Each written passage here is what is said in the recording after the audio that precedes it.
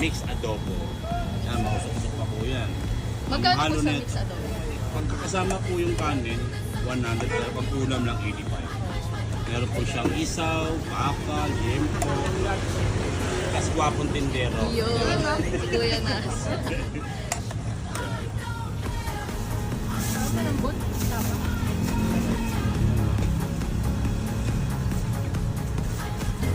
Magkano po dito sa isaw niya? 100 with rice na po. Ah, sige. Isa pong isaw. Pero medyo spicy po. Opo. Masarap po, medyo maanghang. So guys, try natin tong adobo mix. May isaw, baka, tas baboy. Dito sa may Makati lang to Palero Street ni Kuya Nas. For 100 pesos. Let's go. Try natin. Sarap.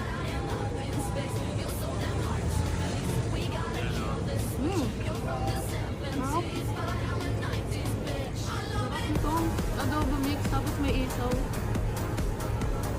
Lamas talaga. Ano talaga yan, ha? Ayan.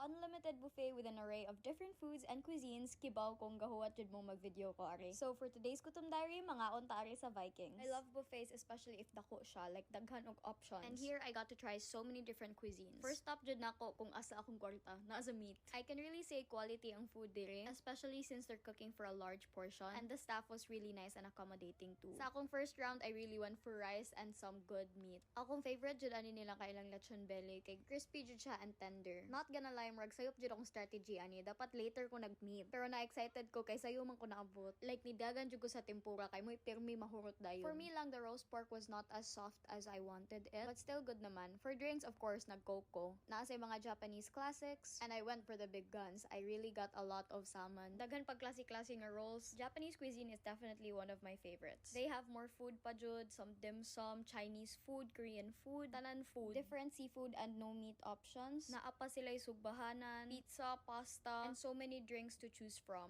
For my round 3, I got some Italian food, pizza, garlic bread, pasta. Pwede sad ka magpaluto og pasta here. I remember last time I really liked their pesto, and there was like mushroom and onions that I really like. Cute kayo kay in the middle of eating na sila pa dance number. And for dessert, daghan kay options. Actually, akong favorite dessert from Vikings before kay ilang frozen yogurt, pero guba ilang machine. Mao ni yung mga desserts akong gitry, mango, cream, oats, and it was so tamis. Tamis siya for me. This one was really pretty pod, so that's why I tried. It was more icing sugar. Tamis gyapon kaayo, so I just went with the fruits na lang. Before I left, I had some ice cream, which is also unlimited. I got to treat my family for this, so thank you so much guys for watching. That's it, and I'll see you on my next entry. Hoy! Unsa gani pizza karon? Ha? Unsay date? August 1. Nya unsa man inyong mga pakulo mga taken? Ha? Unsa man inyong pagkulo diha ang flex your girlfriend day daw kuno? Ha? Hapakon mo ani hangir ron. Kamu mga taken kay mga pabida kay mo sa tanan-tanan. Mangita jud mo kanang trending nga dili makasabay ang tanan. Hilas mo no, mura mo gipang ango-ango. Unsi baga flex-flex sa imong girlfriend diha, what if ang kana imuhang gi-flex nga uyab ka gi-flex mo na sa imong barkada? Oh! Unsa may tawag ana? Ha? Among-among na. What if kana imuhang gi-flex-flex diha kay nagtuo ka nga uyab day ka pero ando ikaw day ang kabit? Ha? Mauna kay magpabida-bida mo, magpahilas-silas jud mo. Tambalus-lus ninyo na amoy mga gamay. Flex-flex your girlfriend mo na jud mag-angayang mga amawa mo. Kamuno kay maghilas-silas jud mo, mangita jud mo bikil sa mga single. Mangita jud mo trending na kanang dili mi makasabay. Kay aron ignon kamo ang main character. Aron ignon kamo ang bida sa August 1. Mao man yung gusto ipahiwatig. Ngano magbuot-buot pa mo ng flex your girlfriend day sa August 1? Kinsa may napabida-bida ana? Kinsa may napasimono ana? Kaya ako ang basig matangkugo na ako na. Buang-buang mo ha? Mangita mo kabikilan sa mga single diri bisag wa may mga uyab. Dahil hilom-hilom rami niya kamo kay mangita jud event kay para i-flex kuno ang uyab. Nya ando kay inilog na ditong uyab. Kahilas. Tambalos-los ninyo. Nami mga gamay ha. Mangita dyan mo bikil ha. Mangita dyan mo kanang something nga aron ignon nga kamo ang unique karon nga adlaw. Inyuhaning adlaw mga babae. Kami ang i-flex karon. Hirap! Tambalos-los ninyo. Panghapakon talang liog ninyo ron. Mga bida-bida mo.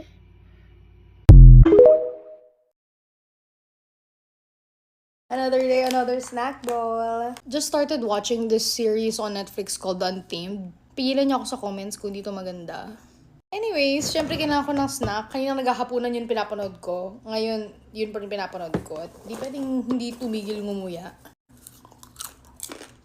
Ngayon na lang ulit ako gumawa ng snack bowl. Not because of my recent surgery na may utang pa akong story time sa inyo. Siguro i-post ko na lang sa YouTube or whatever. Pero lately kasi I've been enjoying making parfait. Hindi ko lang bakit pag malamig o pag umuulan, ang hinahanap ko pa din halo-halo. Hindi ko kailangan ko pa rin mag-ice cream. Daming ice cream sa ref. After nito, for sure, dahil napakaalat nito mga pagkain sa harapan ko, maghanap pa rin akong ice cream at gagawa pa rin ako nung for my base, kunyari ito lang kakainin ko, pero in reality, kulang nga sa akin ito lahat eh. Hindi ko nalalagyan ng powder or whatever kasi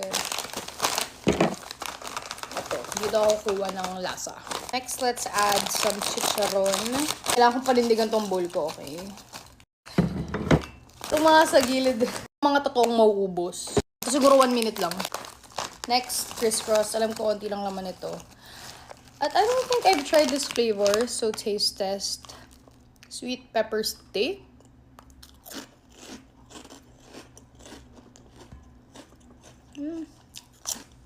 Ano lang. Favorite ko sa crisscross yung ano nila, orange, which is creamy cheese. May pa rin, but yeah. And last but not the least, Pret's Tom Yum flavor. Should I expect sour taste?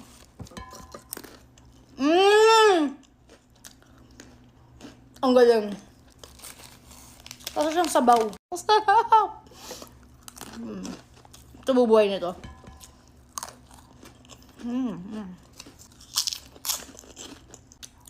Maghanap talaga ng ice cream. Pakita ko sa inyo. Ice cream number 1. Ice cream number 2. Ice cream number 3. Ito ang dahilan bakit pinipili kong gumawa ng mga dessert bowl lately. I think kailangan rin gumawa din ako ng series para doon. So yeah, I'm gonna enjoy my snacks and I'll see you on the next snack bowl. Bye! Alam kong hindi niyo ako kilala, pero tara, samahan niyo muna ako sa aking araw. Pag-groceryhin natin si nanay at mag-walking-walking na din tayo. Syempre para maging healthy ka naman, Patricia. At sasagutin ko na rin yung mga questions nyo guys sa previous vlog ko. O diba, sabi ko sa inyo, sasagutin ko yan eh. At itong aso ko na to, kapag nagising siya, dapat gising na rin ako. Pala decision to masyado sa buhay eh. Mag-shower na tayo ngayon kasi susunduin pa natin si nanay sa bahay nila. Walking distance lang naman yun dito guys, so kayang-kaya, malapit lang. At ang sarap ng panahon ngayon, ang sarap lang matulog kasi medyo maulan, pero buti na lang ngayon ambon-ambon lang. O diba, ang daming ibon dito sa amin, no? At tignan niyo naman tong si nanay. Grabe, mahal na mahal talaga yung mga aso niya. Kaya tignan mo, grabe, parang mga biik, hindi na aso. For sure, sa kanya ko naman yung pagiging super maawain sa animals. At nakita ko yung bubong ni nanay. Butas-butas na yung iba. Tag-ulan pa naman ngayon. O, anong mangyayari dyan? At syempre, tutulo-tulo yan. For sure, mahihirapan si nanay nito. Kaya ikaw, Patricia, kumayod ka pa para may pambili tayo ng bubong ni nanay. Paano ba guys yung bubong ngayon? I mean yung yero. Para mapaghandaan ko na. Sa mga hindi nakakaalam, si Nana ay mama siya ng mami ko. At siya na yung nag-alaga sa akin simula nung baby ako. While sina ate Tri na naman nung bata sila ay may sarili-sarili silang yaya. Busy kasi nung si mami kasi nag-office siya tapos si daddy isiman nun. Tapos malamang, syempre, sino mag-alaga sa amin? Kaya happy ako na ngayon eh nabibigyan ko si nanay ng weekly allowance or kapag may kailangan siya, pwede siya makahingi sa akin. Alam nyo, ito naman kasi talaga yung reason bakit ako nag-stop ng 3 years sa pag mag-aaral. Kasi nga, maaga nawala yung daddy ko. 16 years old pa lang ata ako nun eh. Tapos syempre, wala pa akong nararating nun sa buhay, di ba? Kasi simula nun, nagkaroon ako ng fear na baka maulit yun. Kaya inuunahan ko si Lord nun na hindi ko alam kung anong plano mo, Lord, pero bahala na magtatrabaho na lang ako ng maaga para at least, di ba, makapag-give back na ako. Teka nga muna sa kwento. Ito na nga, ihahatid muna natin si nanay sa bahay nila kasi malamang mabibigat to eh. Uuwi na din muna ako, tas maliligo, tsaka kakain ng breakfast. Kasi alam nyo naman, nagpataba ako. Hello, baka masayang yung ginain ko kung hindi ako kakain ng breakfast. Napakahalaga kayo ng breakfast, guys. Papahinga lang ako saglit habang naghihintay sa kanila, then go na tayo sa jogging. O ayan, diba, sabi ko nga maagang nawala yung daddy ko. At hindi ko kasi matanggap, guys, na nawala siya, nawala pa akong nararating. Ni hindi man lang niya na-experience na ini-spoil ko siya. At ayoko nang mangyari ulit yun, kaya nag-stop ako mag-aral. For 3 years lang naman, guys, kasi hello, syempre gusto ko pa rin magtapos. Kaya nung pagka-18 ko, plano ko agad mag-ibang bansa para makaipon pang business, tapos ako na magpaparal sa sarili ko pag uwi nun, diba? Sinipagan ko, ginalingan ko, bilib na bilib sa akin yung mga nagtitraining sa amin. So akala ko makakaalis na ako hanggang sa nagkaroon ng pandemic, so bawal muna kami umalis ng bansa. So while waiting, doon ako nagkaroon ng maraming trabaho, which is yun yung mga nakwento ko sa last vlog ko. Ayoko kasi nang may nasasayang na oras, so hindi pwedeng tatambay-tambay lang ako habang naghihintay. Magtrabaho ka. Hanggang sa 3 years na ako naghihintay, wala pa ring resulta. Kaya feeling ko, sign na yun ni Lord na ayaw niya talaga akong paalisin. Kaya wala, sinurrender ko na lang. Sabi ko, Lord, kung ayaw mo talaga akong paalisin, sige, magtitiwala na lang ako sa'yo. Pero sabi ko, sana pagbigyan niyo naman ako na habang nag-aaral ako, may mahanap akong sideline. Hanggang sa sabi ni ate, itry ko daw mag-content. Sobrang insecure ko sa itsura ko. Kahit nga kunwari, kakain na kami sa labas, tapos family picture, hindi ako napayag sumama eh. Kasi nga, ganun ako hiyang-hiya sa itsura ko. Pero ganun siguro talaga kapag nangangailangan ka, lahat papatusin mo. Again guys, kaya naman ako itaguyod ng mami ko. Ako lang talaga yung may gusto nito. Hanggang sa ayan, tignan nyo, sinusuportahan nyo ako, diba? Thank you talaga sa inyo. And of course, syempre thank you kay Lord. Yung mga hinihiling ko before, binibigay niya ngayon. Pero ang difference lang, hindi ko na kailangang umalis ng bansa. O diba? Mas maganda pa. Ngayon, masaya ako na nalilibre ko na sila. Like si Ate Tana, nalibre ko sa Korea, ng birthday niya. At si Ate Trina, nabibigyan ko siya kahit yung mga maliliit na gifts lang, like mga chinelas, ganun. Oh, diba? Feeling Koreana lang. Sana makapag-travel ulit this year. Pero mag-ipon ka muna, Patricia. Baka nakakalimutan mo, bibili ka pa ng yero. Pero buti na lang talaga na kahit wala pa akong pera nun. Nandiyan naman yung mga ate ko, binibigyan nila ako ng baon. Kaya ang sarap sa feeling na magbigay sa kanila. Ito, panoorin nyo guys yung video ko noong December. Wow! Ano yung pera ka? Wow! Wow! Ang dami pera ni ate! Naiyak tuloy siya! Naiyak tuloy! Ano ba yan? Mama yan! Wow! Dami pera!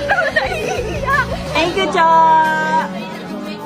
O diba? Sarap magbigay. So ayan na nga, uhaw na kami kaka-jogging. At gutom na kami, pero sabi ko mag-show my rice lang tayo. Tagtipid muna tayo ngayon kasi kakabayad ko lang ng tuition. Kailangan na natin ulit mag-ipon. Pero sisig na lang daw ang natira. Okay na to. Happy 1 million followers nga pala sa atin, guys. Syempre, thank you sa inyo. And please comment kayo, guys, kung anong magandang celebration na gawin. Yun ang in-next vlog ko. Kung may mga tanong kayo, i-comment niya lang ulit at sasagutin ko yan sa susunod nating video. Uuwi na ako ngayon at ligong-ligo na ako, guys. Thank you nga pala sa pagsama at mag-ingat kayo palagi. Bye!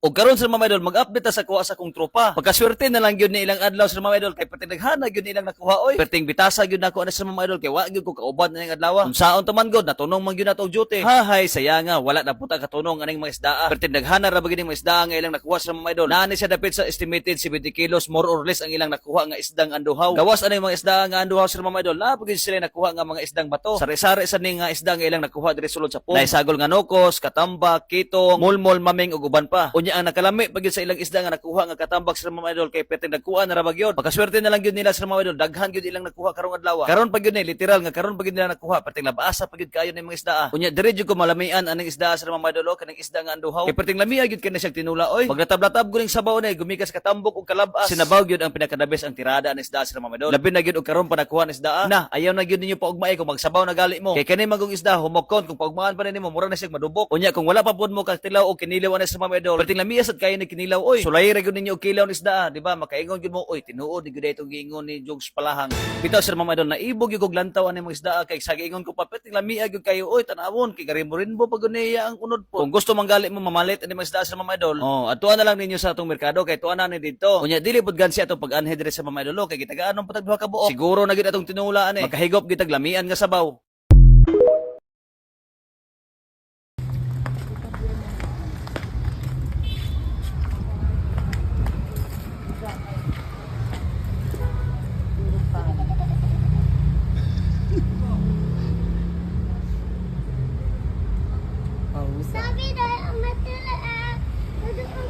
Ay, nakatulog na siya.